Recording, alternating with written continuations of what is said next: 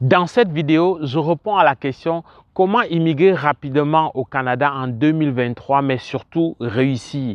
Il s'agit donc d'apporter une nuance sur arriver mais réussir.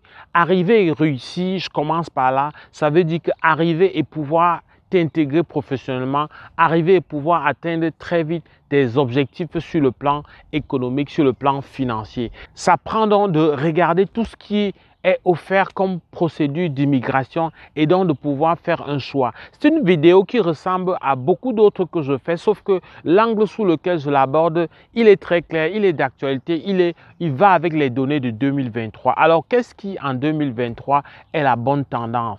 En 2023, comme avant, il va toujours être question d'envisager deux types de procédures essentiellement pour non seulement immigrer rapidement, mais surtout réussir.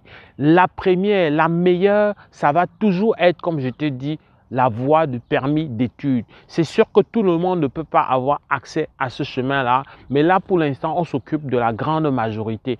Et parlant d'avoir accès, il ne s'agit pas d'avoir forcément un baccalauréat pour immigrer avec un permis d'études. Tu peux avoir fait moins que le baccalauréat, c'est-à-dire moins que la terminale, et quand même avoir accès à des formations au niveau professionnel, ce qu'on va appeler l'équivalent du CAP ou du BEPC. Ça ne demande pas d'avoir réussi un baccalauréat ou même d'avoir fait la classe de première. Ça dépend parfois tout simplement d'avoir réussi une bonne classe de seconde avec des notes acceptables et correctes en français, anglais et mathématiques. Donc le permis d'études n'est pas seulement pour ceux qui vont avoir au moins le baccalauréat, c'est même pour ceux qui ont moins que le baccalauréat. Donc le permis d'études est un excellent chemin. Pourquoi? Parce que lorsque tu décides d'entreprendre le projet d'immigration, tu es capable de dire que si j'embrasse le permis d'études, je serai au Québec en novembre ou alors en décembre si c'est la session d'hiver. Tu es capable de dire que je serai au Québec en juin, en juillet ou en août si c'est la session d'automne. Le calcul est très clair. Tu as une idée précise sur ta date d'arrivée et tout. Tu as une idée précisément sur les différentes étapes.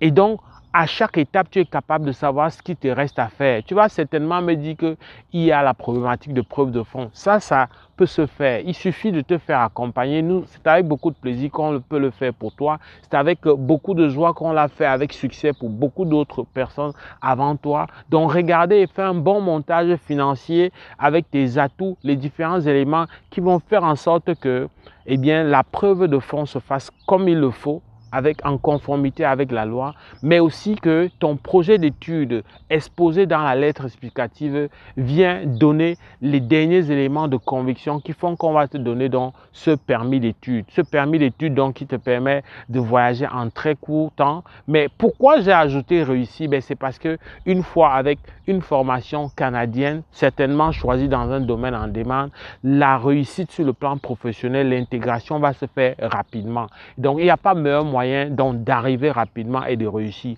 À côté de ça, quand même, je ne peux pas ne pas faire la promotion de la résidence permanente qui est un moyen de plus en plus rapide aussi. Pourquoi de plus en plus rapide? Parce que pour plusieurs personnes, d'ailleurs, ceux que j'ai accompagnés jusqu'ici peuvent témoigner, quand tu as un profil, pas tout le monde quand même, parce que ce n'est pas comme si c'était un hasard.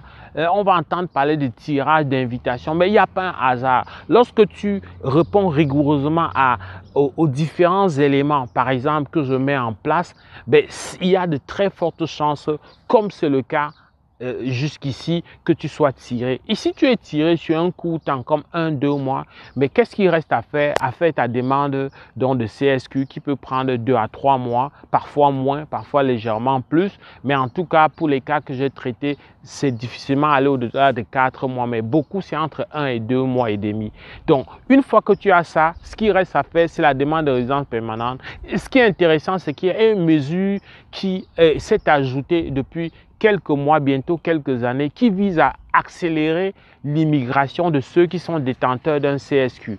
Donc, tu comprends que la résidence permanente, à côté du permis d'études, vient aussi être un moyen, lorsque bien sûr ton profil remplit les conditions, viens nous voir, viens te faire accompagner pour qu'on regarde ton profil et on te dit dans quelle catégorie tu vas te situer. Si tu n'es pas dans l'une de ces catégories-là, au moins tu auras gagné du temps au moins tu ne seras pas dans le rêve. Mais ça ne veut pas dire que c'est terminé pour toi.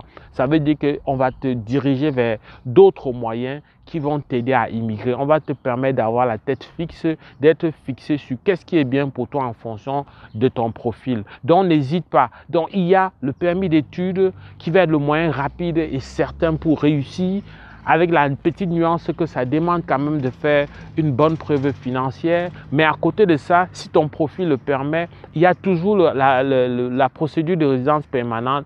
J'insiste une fois encore, je ne le dirai jamais assez, si ton profil le permet, parce que ce n'est pas pour tout le monde malheureusement, mais si tu respectes l'ensemble des conditions qu'on met ensemble et que personnellement j'ai ma petite shortlist rigoureuse qui fait que lorsqu'on traverse les mailles de cette shortlist rigoureuse là, de ces critères rigoureux que je me suis donné, mais c'est presque certain que tu vas être tiré dans le trimestre qui va suivre ta déclaration d'intérêt. Je voulais donc partager avec toi parce que vous êtes beaucoup qui entamaient la procédure et cherchaient les moyens rapides.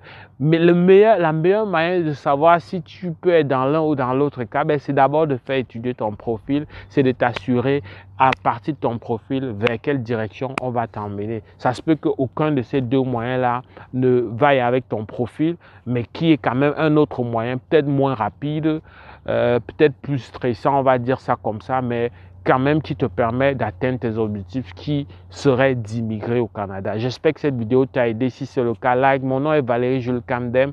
J'enseigne au Québec. Au plaisir de te retrouver dans le cadre d'une prochaine vidéo. Porte-toi bien. Boulot!